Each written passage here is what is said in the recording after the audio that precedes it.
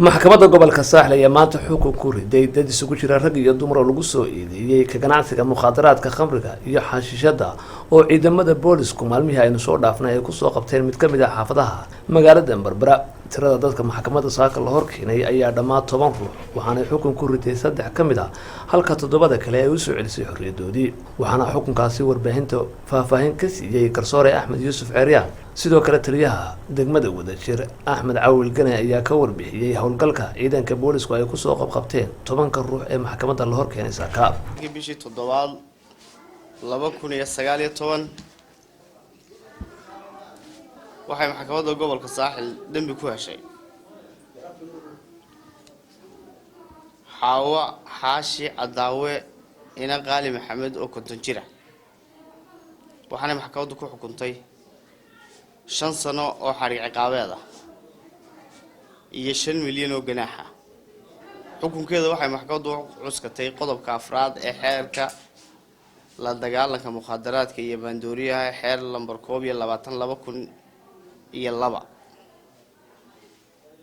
xukunsanta waxa xariga looga bilaabayaa maalintii la soo xidhay oo ahayd 17 bishii 7 2019. waxa kale oo maxkamaddu xorriyadoodii u celisay ayaan leh Kayse Maxamed iyo Umar Khayr Maxamed Xuseen iyo Sukhra Ismaaciil Daahir iyo Xamdi Xasan Xaashi iyo Caasha Maxamed Xuseen oo ay maxkamaddu horteeda waxba kaga cadaan waayeen.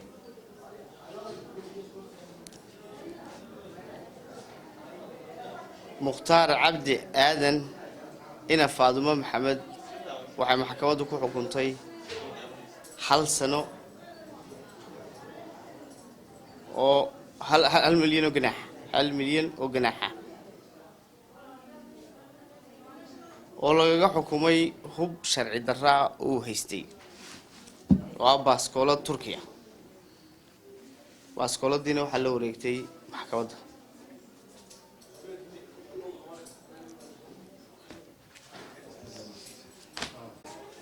helay dabeedna anagoo u maraynaa spa sharciga labadii guri waanu galay mid waxaanu ka soo saaray xashiishad 12 xidhmo ah oo miisaan ahaan noqonaysa 1 kiilo iyo rubuc kilogram iyo 3 qof baan ugu tagnay. gurigii labaadna waxaanu ka soo saaray 7 qof iyo 45 caagadahan mayo saxada ah ee 1 litir iyo barka qaada iyo 7 dhalo iyo in ay yaro xashiishada 10 qof iyo maandooriyi dhammaan waxaanu anagu u soo gudbinay xafiiska xeer ilaalinta iyo maxkamadda. waxaana maanta la xukumay 3 qof oo kamid ah oo midna xashiishadii ku cadaatay midna khamriga ku cadaaday iyo kii haysashada hubka sharci darrada ah. 3 ayay maxkamaddu xukuntay intii kalena waxay u celisay xorriyadooda. annaguna waan ku qanacsanay maxkamadda xukunkeeda. assalaamu calaykum waraxmatullaahi wabarakaatuh.